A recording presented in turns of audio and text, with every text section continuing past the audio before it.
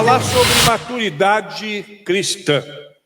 A maturidade cristã, ela é o desdobramento da nossa vida cristã logo depois da nossa conversão. Nós nos convertemos e isso é um ato, a gente se converte uma vez só, a gente não precisa se converter várias vezes. Você se converte uma vez, você recebe Cristo no seu coração uma vez e se torna filho de Deus, e ali então você estabelece isso como uma realidade na sua vida para sempre. Nós já falamos sobre isso.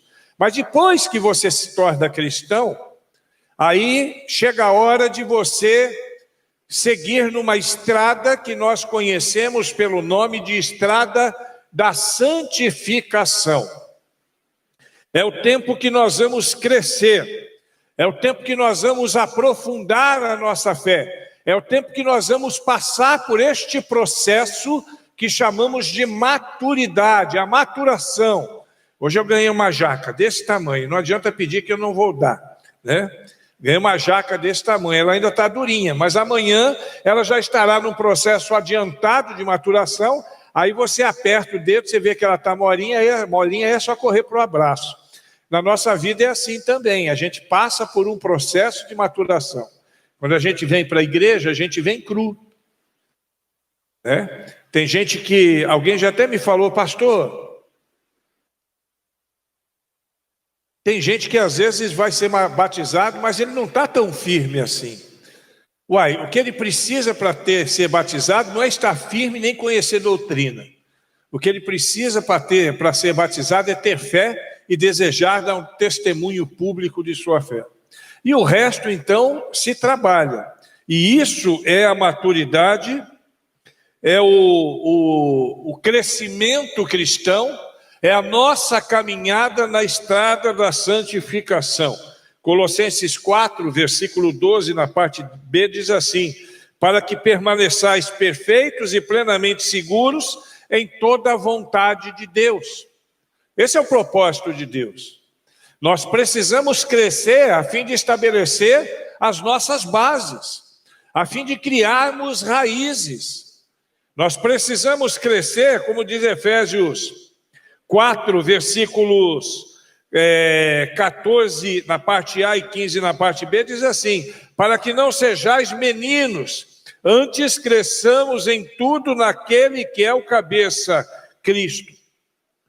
Esse é o propósito de Deus para a nossa vida.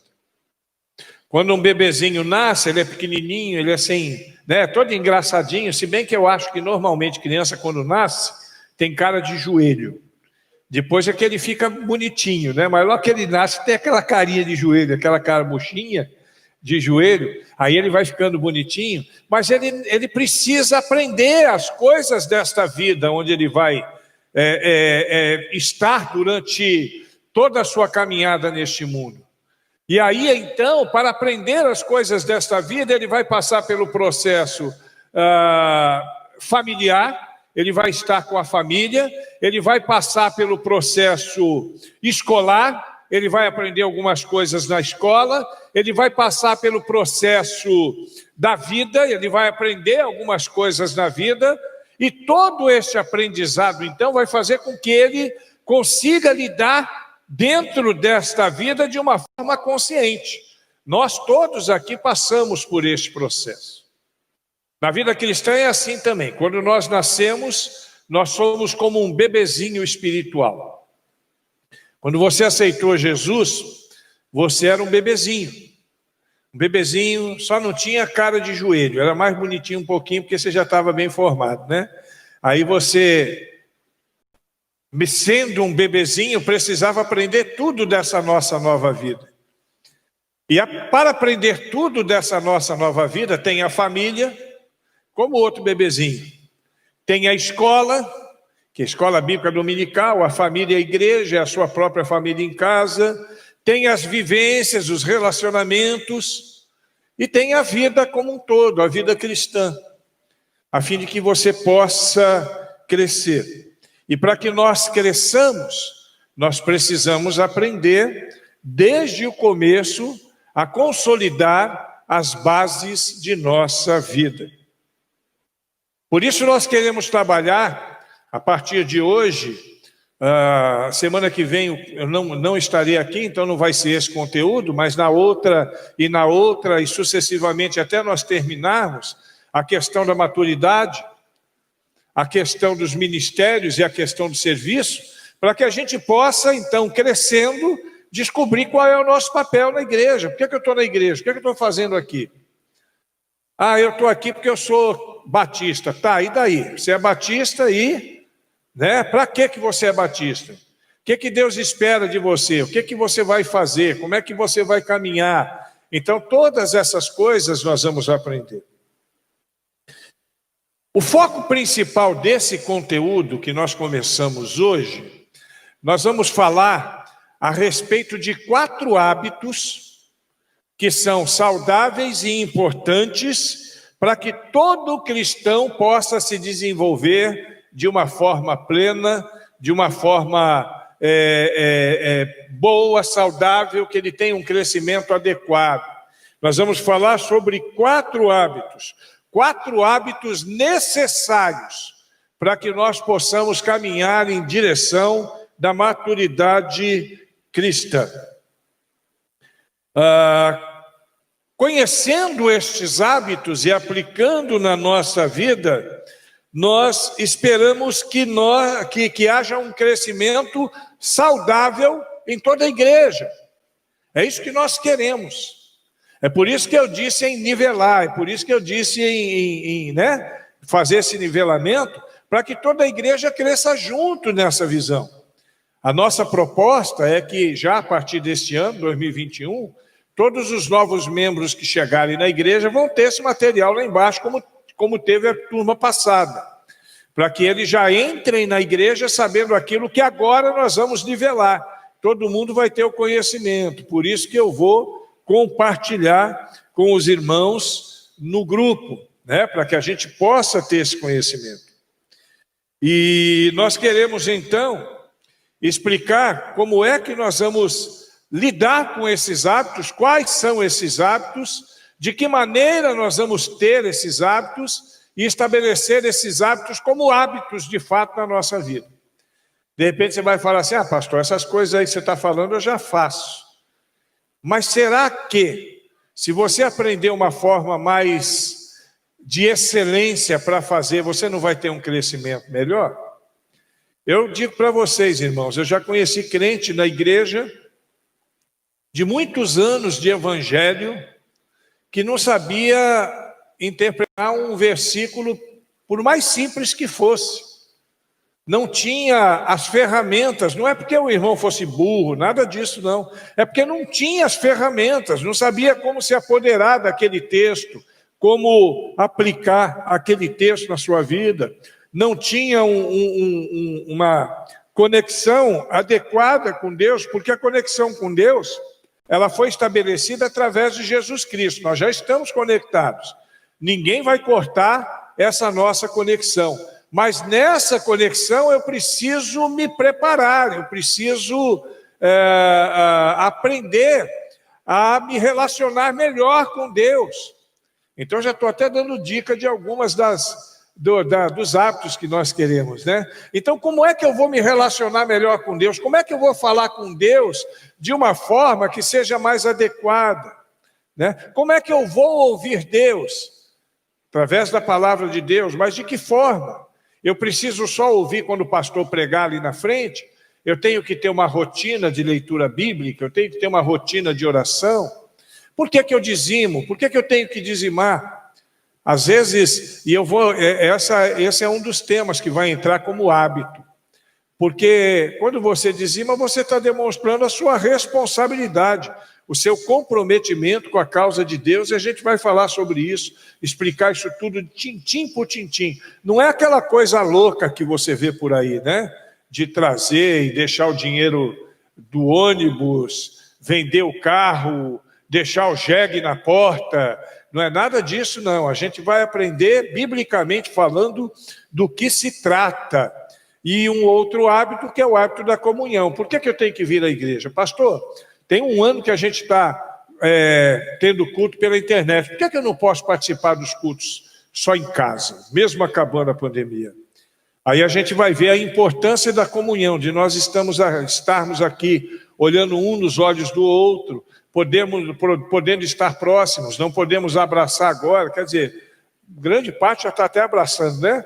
Mas, teoricamente, não podemos abraçar, não podemos nos tocar, nos aproximar, mas só de estar aqui, só de olhar para o rosto da irmã Gildete, eu já tenho meu coração alegrado, muito mais do que se eu soubesse que a irmã Gildete está assistindo o culto em casa, como alguns irmãos estão assistindo em casa agora. Nada contra isso neste tempo, que a gente sabe que a necessidade pediu isso, né? Mas a importância da comunhão, em que nível vai a comunhão, como é que nós vamos lidar com essa questão? E esses são os temas que nós vamos trabalhar durante esses dias. Vamos lá. O que é maturidade espiritual? Vamos começar, como diria o sábio, no começo, né? Vamos estabelecer, então, o pano de fundo para que a gente possa trazer os hábitos. O que é maturidade espiritual? Coloca aí para mim, por favor, Efésios 4, versículo 13. Nós vamos ler juntos esse versículo.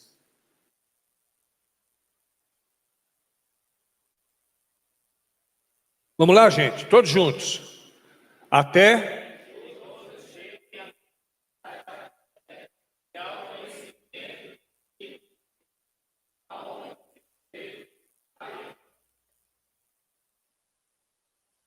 que todos cheguemos a essa estatura, até que todos nós cheguemos a essa unidade, até que todos nós cheguemos a esse pleno conhecimento.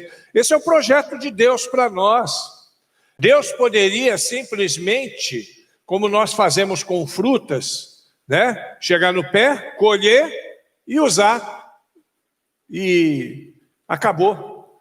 Mas não, Deus ele tem um projeto maior para a nossa vida. Ele quer que nós cresçamos, tanto na unidade como no conhecimento, a fim de que a gente possa, alcançando a estatura da plenitude de Cristo, aquilo que Deus pensou de melhor para nós, que nós possamos fazer parte desse grande projeto que é a igreja. A igreja é um grande projeto de Deus. A igreja é o maior projeto de Deus na história da humanidade. Depois da criação, não tem nada maior do que a igreja. Porque a igreja ela vai restabelecer aqueles vínculos que foram rompidos. Aquelas rupturas que nós tivemos por causa do pecado, através de Cristo e a sua igreja. Cristo é quem consolida isso, e a igreja, então, é o lugar onde estamos nós, quer dizer, é um lugar e um estado também, né? Não é só um lugar, que é a igreja enquanto instituição, é um lugar onde nós estamos reunidos como igreja de Cristo, que somos nós. A fim de que nós cumpramos o nosso papel, é isso que Deus espera de nós. E para isso acontecer, nós precisamos estar unidos e maduros o suficiente para entender. Tem gente que não compreende o que é igreja, qual é o seu papel na igreja, não é porque é ruim, não. É porque não tem maturidade. A pessoa que não tem maturidade, muitas vezes é chamada de crente carnal. Ele não aprendeu, ele não desenvolve a sua relação espiritual. Ele não quer, de alguma forma, se envolver com os compromissos inerentes dessa relação com Deus. Romanos 8, 29, na parte A nós vamos ler.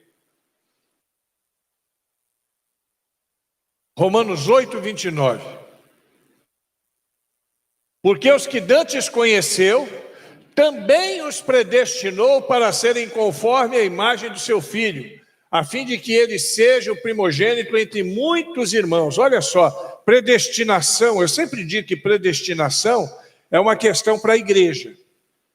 A igreja é predestinada. Quando você se torna igreja, Deus te predestinou para uma obra, para uma causa, para uma missão.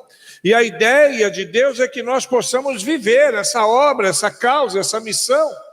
E é um privilégio, irmãos, Quero dizer que você, assim, Deus não precisa de você, Deus não precisa de mim.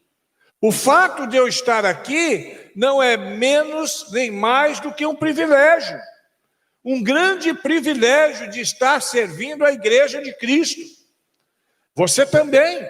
O fato de você estar aí é um privilégio. Você faz parte dessa família e você precisa estar bem alocado nessa família que é a igreja do Senhor. E para que isso aconteça, você precisa passar pelo processo de maturação. Talvez muitos aqui já tenham passado por esse processo, mas aí nós estamos falando, como eu disse, em nivelar. Obviamente, nós estamos falando para poder colocar todo mundo numa mesma perspectiva de visão.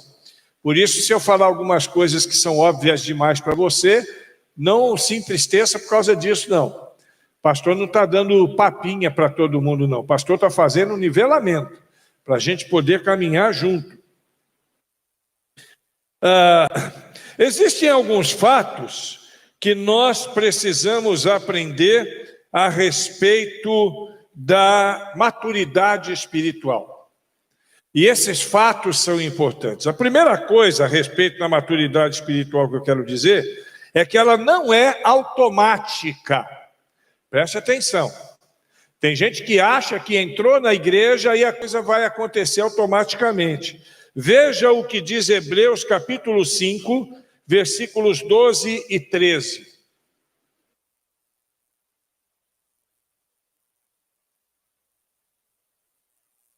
Hebreus 5, 12 e 13.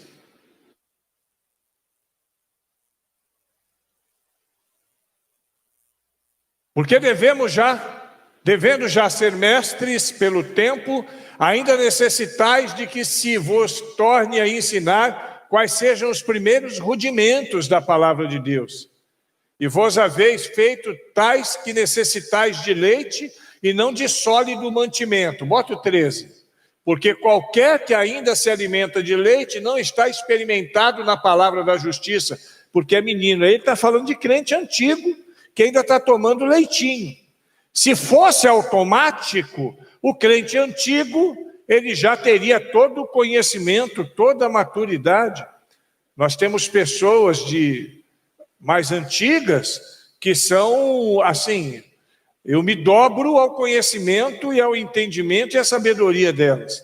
Mas nós temos pessoas mais antigas que não têm o conhecimento necessário e nem a maturidade necessária para lidar com algumas questões.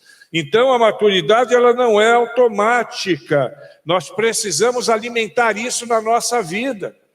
Nós precisamos nos submeter a isso. Olha, presta atenção no que eu vou te dizer agora, que isso é muito importante. Ninguém vai se tornar maduro só por ouvir o que eu estou dizendo, se você não se submeter. Se você não estiver disposto, você que está em casa também, se você não estiver disposto a submeter a sua vida, você, obviamente, não vai se tornar uma pessoa madura. Isso não é natural, a maturidade ela não é natural, ela se trabalha, ela se desdobra na nossa vida, na medida em que nós damos espaço para o Espírito Santo de Deus. E você precisa saber disso. Além de não ser automática, a segunda questão a respeito da maturidade é que ela é um processo. É um processo. 2 Pedro 3,18. 2 Pedro 3,18. Hoje eu sacudo o Daniel lá em cima. Vamos ler juntos? Antes, crescei na graça e no conhecimento do nosso Senhor e Salvador.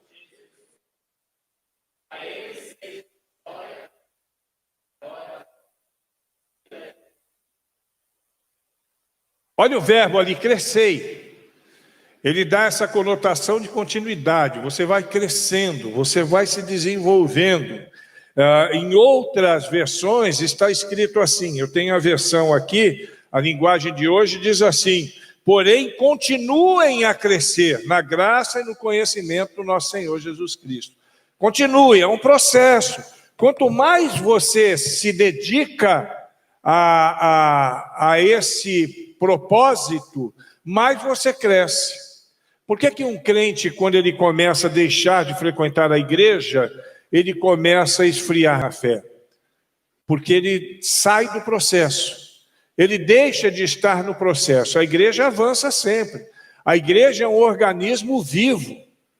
Todo organismo vivo, ele se desenvolve, ele não é estagnado. A igreja é como se fosse, na própria perspectiva paulina, um corpo, e um corpo, além de membros, tem células, e essas células se multiplicam a cada dia. Não sei se você sabe, mas você perdeu milhões de células no dia de hoje. E outras tantas nasceram no lugar, se renovaram. No corpo de Cristo a gente não perde, mas o corpo ele não deixa de ser ativo, de se movimentar. É por isso que eu digo que a igreja é também a igreja orgânica, é um organismo, e como organismo, neste processo, a tendência é ela mudar. É como o corpo, o ser humano. Eu falei do bebê. Quando o bebê nasce, ele começa a envelhecer. Sabiam disso? Quando o bebê nasce, ele já começa a envelhecer. A cada minuto que passa, ele está um pouco mais velho do que o minuto anterior. Até que ele vai ficar bem velhinho, bem velhinho, bem velhinho, né? E aí, então, ele vai partir para outra dimensão. Isso é a dinâmica, é o processo da vida. A vida cristã é assim também. Quando você nasce no corpo de Cristo, a tendência é que você cresça, que você amadureça, que você vá envelhecendo, mas só que aí nós não vamos usar o termo envelhecendo, mas o termo maturando. Você vai passando pelo processo de maturidade, dia após dia. Uma terceira coisa que eu preciso aprender também, 1 Timóteo capítulo 4, versículo 7. Eu vou ler lá no finzinho do versículo. 1 Timóteo capítulo 4, versículo 7. Você em casa pode acompanhar na sua Bíblia também. Muito bem. Exercita-te a ti mesmo em piedade. O que está dizendo aí? Que a maturidade, o processo de maturidade, ele precisa de disciplina. Disciplina. Exercita-te a ti mesmo. É o que eu disse. Não adianta eu ministrar para você tudo que eu quero ministrar, tudo que eu vou ministrar, se você não colocar em si mesmo a vontade, a disciplina, o desejo de participar daquele processo, de crescer. Eu vibro quando eu vejo pessoas fazendo profissão de fé, porque são pessoas que estão dando um testemunho público daquilo que elas querem fazer, daquilo que elas desejam fazer. Nós precisamos também professar a nossa fé, dia após dia. Não nasquelas coisas mais básicas, né? Todo mundo aqui sabe que Jesus morreu por nós, que batismo não salva, essas coisas todas. Mas crescer na nossa maturidade, crescer dia após dia. Nós precisamos crescer, e nós vamos crescer através do discipulado. O discipulado vai nos ajudar nesse crescimento. O que é discipulado? Discipulado é seguir o Mestre Jesus. Discipulado é seguir os princípios de Jesus. Lucas 14, 27 diz assim: quem não leva a sua cruz e não me segue, não pode ser meu discípulo. Você quer ser discípulo de Jesus, tem que seguir a Jesus. Você tem que se submeter a Jesus. E nós precisamos entender o que é discipulado. Crentes maduros, eles são chamados de discípulo. Uma outra coisa a respeito do discipulado, eu não posso ser um discípulo sem ser disciplinado, né? Eu preciso ter disciplina para ser um discípulo. Eu preciso estabelecer, olha, no dia a dia da sua vida, eu não sei quantas vezes por dia você lê e ora a Bíblia. Você lê a Bíblia e ora no seu dia a dia. Mas se você não tiver disciplina, sabe quantas vezes você vai fazer isso por dia? Nenhuma. Nenhuma. Porque tem outras coisas que aparentemente serão mais importantes. E aí você fala, não, falar com Deus eu falo qualquer hora. Ouvir Deus, ler a Bíblia não precisa não, o pastor lhe prega lá, tem umas mensagens lá, a gente cresce. Então se você não for disciplinado, você não vai estabelecer hábitos que sejam saudáveis para o seu crescimento. Você precisa ter disciplina, você precisa se submeter em disciplina. E essa disciplina, ela precisa ser rotina na nossa vida. Terceira coisa, quanto mais disciplinado eu me torno, mais Deus me usa. É incrível isso. Se você se submeter a Deus de uma forma harmoniosa, com determinação, quanto mais você fizer isso, mais você vai ser usado por Deus. Por que existem grandes personagens na história da igreja? E existem personagens que não passaram na história e não deixaram o seu legado. E, às vezes não tinha disciplina, não tinha compromisso. Ser cristão era só ser religioso. Viver a vida cristã era só viver uma vida sem beber, sem fumar, sem pular cerca, sem falar palavrão, sem mentir, sem assistir filme pornô, essas coisas. Não, é muito mais do que isso. É muito mais do que isso. Você precisa ter disciplina para seguir nos caminhos de Deus, segundo aquilo que Deus estabeleceu, princípio por princípio. Não adianta você pensar aquilo, isso aqui me interessa, isso aqui não me interessa. Eu conheci um camarada, eu acho que eu já falei para vocês, que ele tinha uma Bíblia. Aí ele lia a Bíblia, quando tinha alguma coisa que ele não gostava, ele fazia um X, bem grande assim. Fazia um X bem grande. Tem gente que arranca a página. Não dá para arrancar a página da Bíblia e ser cristão, irmãos. A Bíblia, ela toda, a Escritura, toda, é inspirada e proveitosa para a nossa vida. A marca do discípulo é levar sua cruz. O que quer dizer levar sua cruz? Quem sugere aí uma coisa? O que quer dizer levar sua cruz? Pagar o preço. Levar a cruz não é outra coisa senão pagar o preço.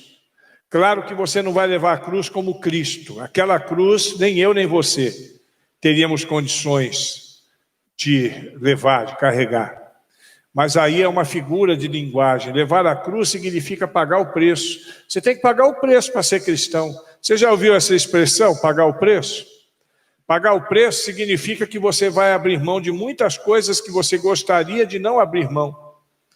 Significa que você vai fazer muita coisa que você gostaria de não fazer. Aquilo que Paulo fala, aquilo que eu quero, eu não faço, aquilo que eu não quero, isso eu faço. É mais ou menos isso. Abrir mão de tantas coisas. Você olha hoje para a vida, e hoje nós estamos conectados via o www, né, a internet. Você consegue se conectar com coisas de todo mundo. Tem coisa que seus olhos vibram, mas que não são adequadas a nós. Poder você pode, mas não são adequadas. Posso todas as coisas, mas nem todas as coisas me convêm. Isso é pagar o preço. Gastar um tempo a mais na igreja, deixar de assistir uma série que você gosta, numa programação especial, para poder fazer a vontade de Deus, para poder estar em comunhão com seus irmãos. Isso tudo é pagar o preço. Investir, irmãos. Ter coragem de investir.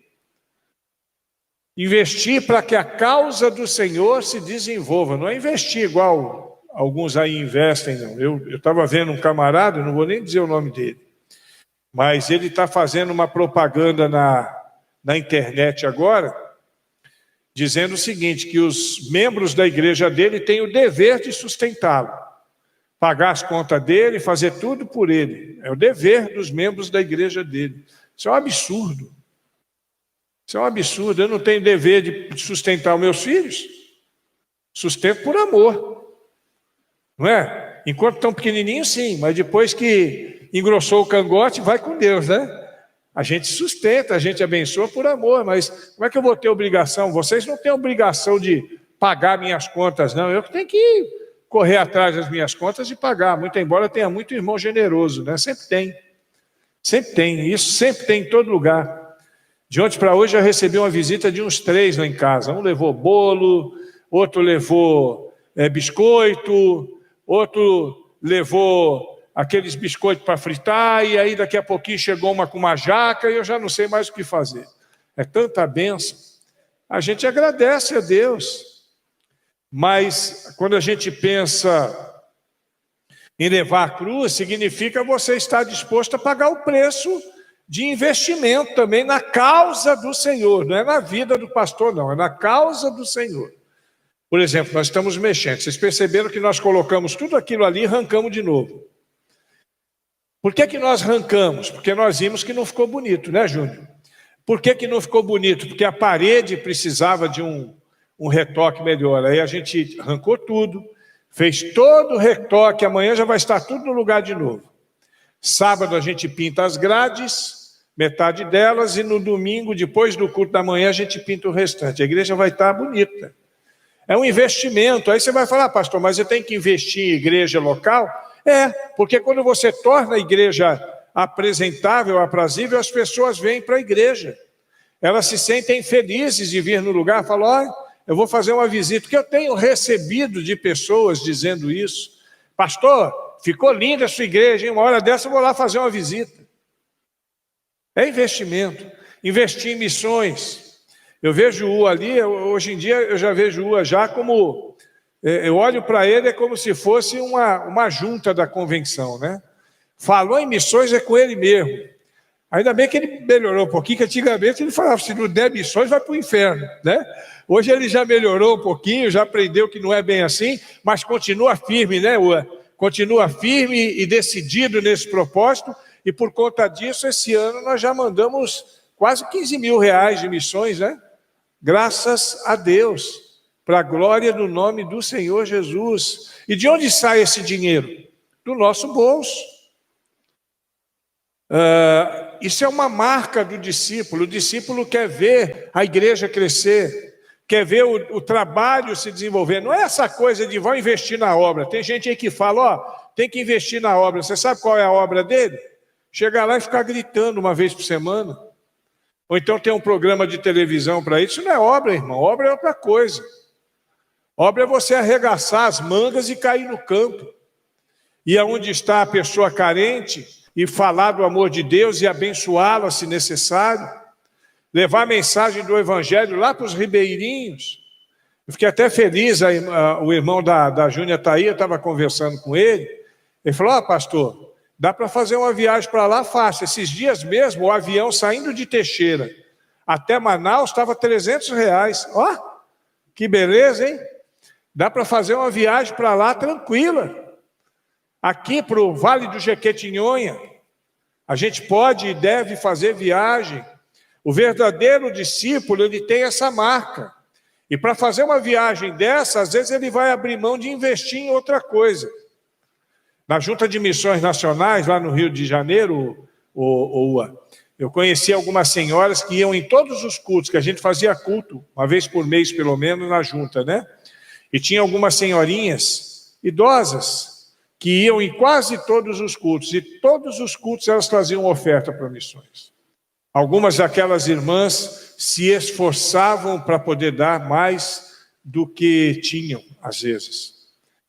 E a gente, é claro, sempre atento às necessidades da irmã, porque nós não somos mercenários, né? E não devemos ser mercenários, sempre atento à visão da irmã, mas glorificando a Deus pela fidelidade da irmã. Isso tem que ser marca de um discípulo. E com que frequência eu devo fazer essas coisas? Com que frequência eu devo abrir mão de mim mesmo? Eu devo ser disciplinado? Eu tenho que levar a minha cruz. Vamos ver em Lucas 9, 23. Com que frequência? Uma vez por semana, uma vez por mês, uma vez a cada 2 meses?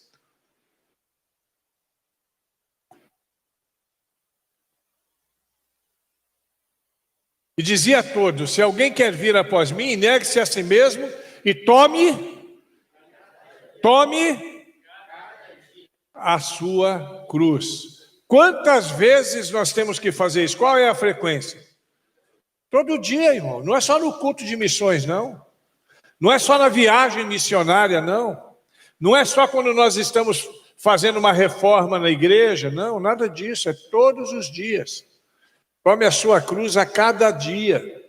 A nossa vida cristã, e não precisa se preocupar, não. Eu vou dizer uma coisa para você que você já sabe. Mas já que eu estou dizendo um monte de coisa que você já sabe, eu quero dizer mais uma. Nós estamos aqui de passagem.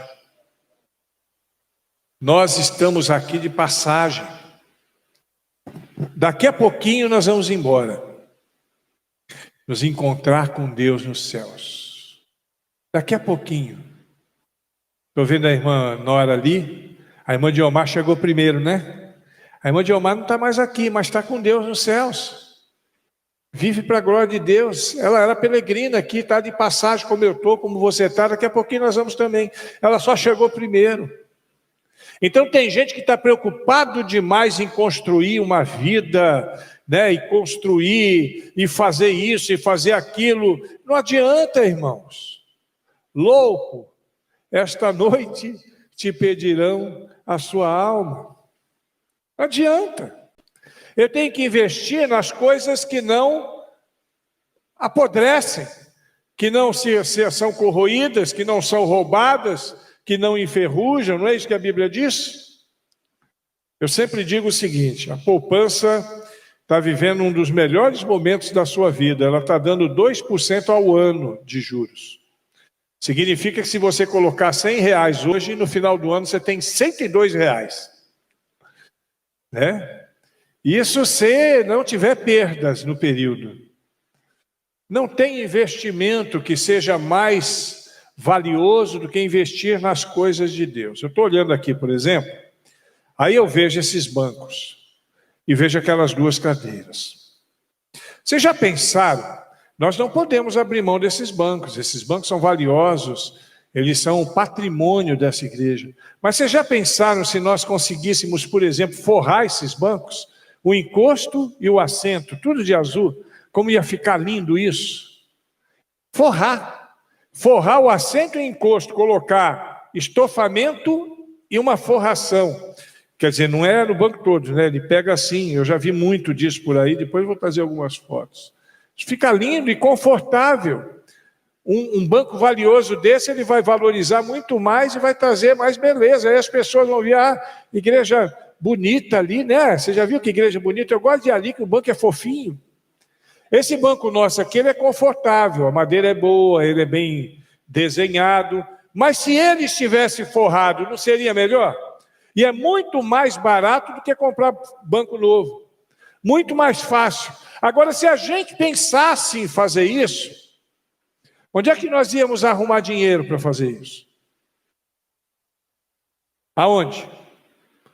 Na nossa conta corrente, no nosso bolso, na nossa poupança. Não é vocês, somos nós, inclusive eu quero ser o primeiro. Eu quero ser o primeiro. E nós vamos fazer isso, quer dizer, se a igreja entender que esse é o caminho. Eu já vi outras propostas para esse banco. Pastor, vamos vender isso tudo para serralheiro e a gente compra os bancos novos. Eu não acho que seja adequado, mas a gente considera todas as propostas. E eu quero que os irmãos comecem a pensar nisso. Quem sabe, né, Júnior, se não dá certo uma proposta dessa natureza. Mas para isso eu preciso estar envolvido com a causa. Os irmãos precisam estar envolvidos com a causa. Uma coisa que dói no coração de muito pastor é saber que, no máximo, 60% dos membros da igreja são dizimistas fiéis. Eu não sei nessa igreja quantos são.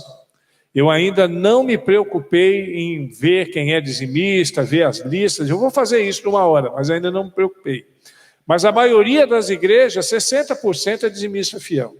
Se todos fossem, a igreja teria uma outra dinâmica. Estaria fazendo viagens missionárias 2 vezes por ano, nas férias. Estaria fazendo EBF, Escola Bíblica de Férias, para as crianças, no meio do ano. Estaria fazendo retiros espirituais para a capacitação dos crentes, a fim de que eles estejam mais afiados, e sem precisar ficar cobrando de um e de outro. Se todo mundo fosse dizimista na igreja, eu não precisava cobrar R$15 para fazer o molde do servo. Você entende isso? Esse é o propósito da igreja. Mas aí eu tenho que fazer isso todos os dias da minha vida. Não é que eu tenho que dar oferta todos os dias, não é isso. Mas eu tenho que ter o compromisso todos os dias da minha vida. Até aí tudo bem? Alguém quer fazer alguma consideração? Alguém quer falar alguma coisa? Ninguém? Ninguém? Quem? Você quer falar o quê, Aimee?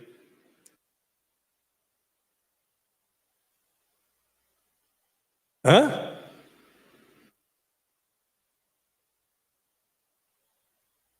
Ela quer o quê? Ah, que bom, muito obrigado, Aimee. O pastor, que por acaso é seu avô, agradece. Muito bem. Vocês entenderam? Nós precisamos nos envolver. Então vamos lá, vamos entrar agora nos 4 hábitos de um discípulo. Eu quero ser um discípulo, eu preciso ser um discípulo, mas para que eu seja um discípulo, existem alguns hábitos que precisam estar presentes na minha vida. Como eu posso me tornar um discípulo? Desenvolvendo hábitos de um discípulo. Se eu quiser ser um ator, eu tenho que fazer o quê? Eu tenho que aprender a arte cênica. Se eu quiser ser um músico, eu tenho que aprender música. Se eu quiser ser uma costureira, eu tenho que aprender a costurar. E se eu quiser ser um discípulo, eu tenho que ter os hábitos de um discípulo.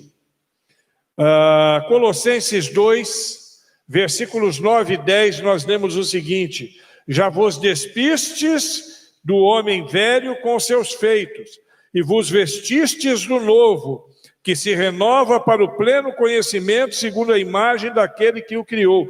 Então, como um discípulo, agora eu tenho que mudar alguns hábitos da minha vida. Não dá para ser discípulo sem mudança de hábitos. Não dá para ser discípulo sem ajuste de conduta. Nós precisamos fazer ajustes de conduta, de caminhada. Eu preciso. Nós precisamos. E existem 4 hábitos que são a chave do nosso sucesso no crescimento e na maturidade cristã. Primeiro, tempo com a palavra de Deus. João 8, 31 e 32. Se permanecerdes na minha palavra, verdadeiramente sois meus discípulos, e conhecereis a verdade, e a verdade vos libertará. Esse é o primeiro hábito, tempo com a palavra. Eu preciso ter tempo, gastar tempo com a leitura da Bíblia. Eu tenho que dedicar um tempo da minha vida para ler a Bíblia. Tem gente que lê tudo, mas não lê a Bíblia. Lê a revista Veja, lê a Isto É.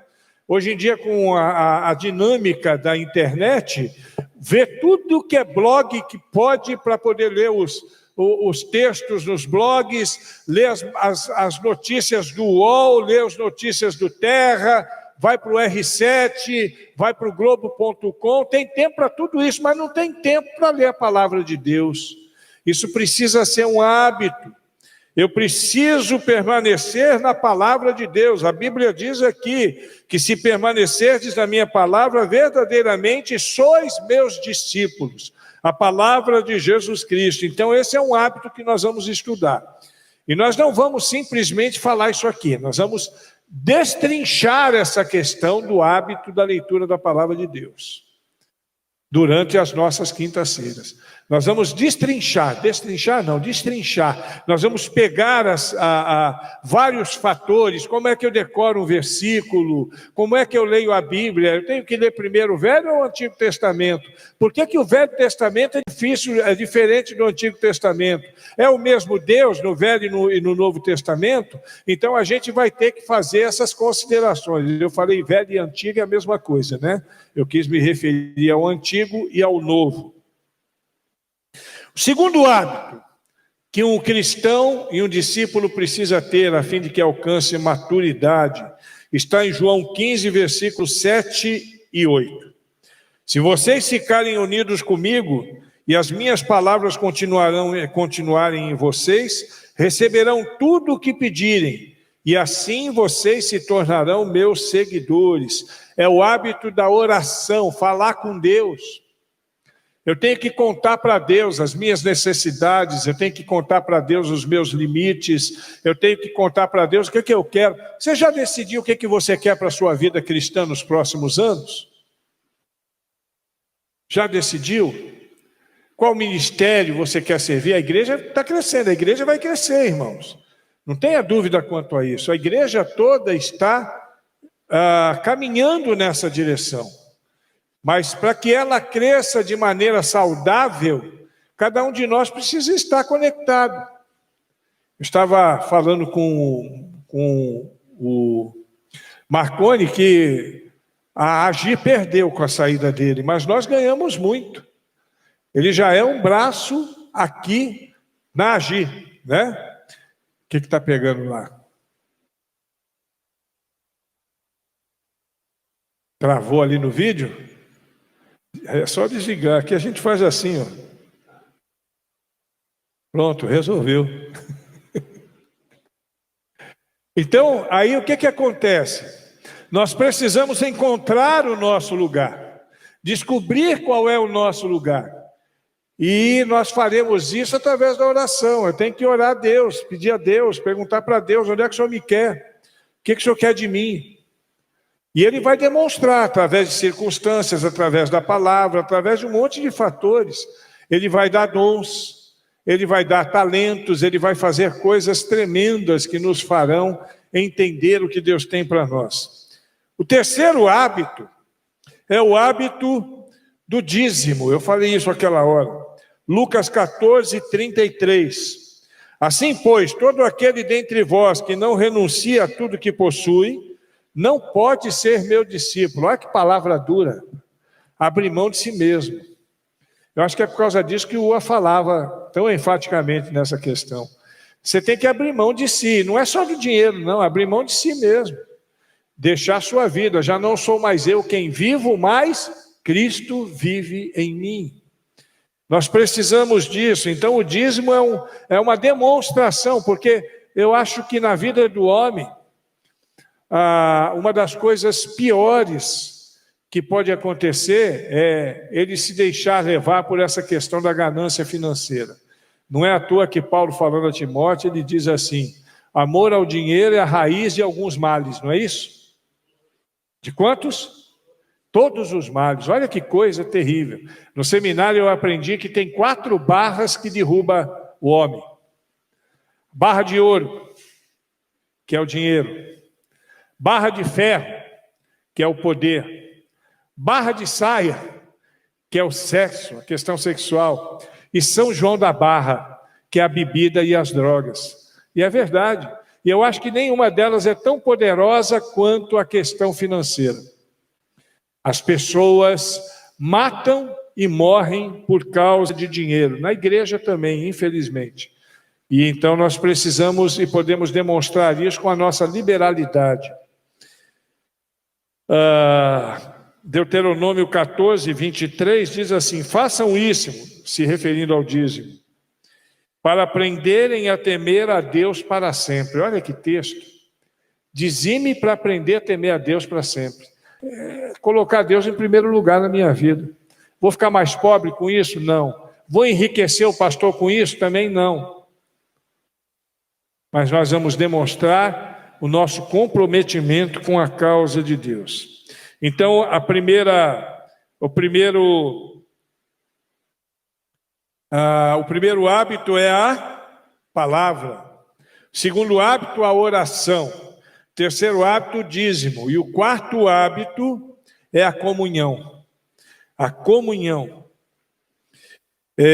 João 13, 34 e 35 diz assim: amem uns aos outros, assim como eu vos amei. Amem também uns aos outros. Se tiver amor uns pelos outros, todos saberão que sois meus discípulos. Comunhão é koinonia, é estar junto.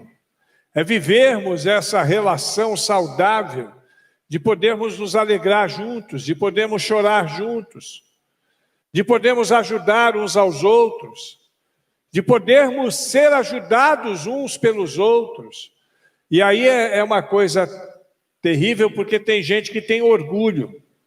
Às vezes está passando uma dificuldade, uma necessidade e não compartilha. Né? E aí, como é que a igreja vai saber? Como é que os irmãos vão saber se não há compartilhamento? Às vezes nós percebemos a necessidade de alguém e não entramos na brecha. A ideia é que nós tenhamos comunhão nesse nível, uma comunhão que nos faça lidar com todas as questões da vida e com relação aos nossos irmãos de maneira profunda. E encerrando o nosso encontro de hoje, eu estou falando em hábito, e eu quero falar definições de hábito aqui. 2 definições de hábito para nós podermos fechar o nosso encontro de hoje. A primeira é uma contínua inclinação, frequentemente inconsciente, para fazer determinada atividade adquirida através da frequente repetição. Então, o hábito ele vai se tornar uma repetição, de tal maneira que ele vai se tornar frequente, mesmo que inconsciente. Você vai fazer aquilo naturalmente. Você faz aquilo naturalmente. Você começa a ler, você começa a estudar a palavra de Deus, você começa a orar, você começa a ter comunhão, você começa a envolver com a causa e você acaba se envolvendo com isso literalmente. Uma segunda definição é a seguinte: uma disposição de caráter estabelecido. Isso tem a ver com caráter. Isso tem a ver com o nosso caráter cristão. Se eu sou um bom caráter cristão, eu vou desenvolver esses hábitos. Ih, pastor, então quer dizer que eu sou mau caráter? Porque eu não faço isso. Não, você não é mau caráter, você só é imaturo. Se você não tem essa sequência, você não é maduro ainda, você precisa maturar, você precisa amadurecer. E é por isso que a nossa série começa agora, né? Nós já começamos desde a semana passada, e neste bloco agora nós vamos falar sobre maturidade. Ok?